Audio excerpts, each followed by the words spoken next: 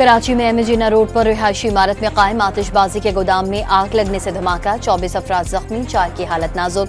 Fire brigade और bowser rescue की teams मौके पर मौजूद, पुलिस ने इलाके को घेरे में ले लिया। कराची धमाके के वजीर आला सिंध का नोटिस, आबादी के दरमियान आतिशबाजी का सामान रखने की इजाजत नहीं। मुराद अली शाह ने तफसीली रिपोर्ट तलब कर ली, जख्मियों के बेहतरीन इलाज का हुक्म।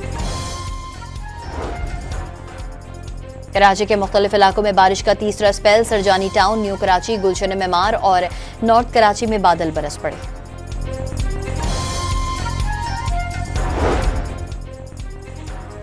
सुप्रीम कोर्ट ने 9 मई के 8 मुकदमात में बानी पीटीआई की जमानत की दरख्वास्तें कबूल कर लीं। किसी और मुकदमे में गिरफ्तार न होने की सूरत में रिहाई का हुक्म। 190 मिलियन पाउंड केस में सजा और पुरतशद्दुद एहतजाज के मुकदमात में नामजदगी के बाइस फौरी रिहाई नामुमकिन।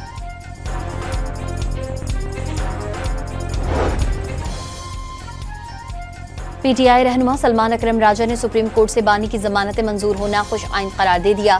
अलकादिर ट्रस्ट केस में भी फैसला हक में आने की उम्मीद का इजहार।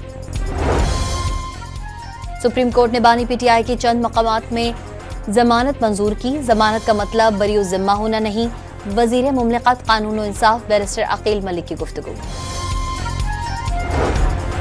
9 मई के जिम्मेदार और सहूलतकारों को कानून के मुताबिक कचहरे में आना होगा। फील्ड मार्शल ने किसी सहाफी को ब्रसल्स में इंटरव्यू नहीं दिया।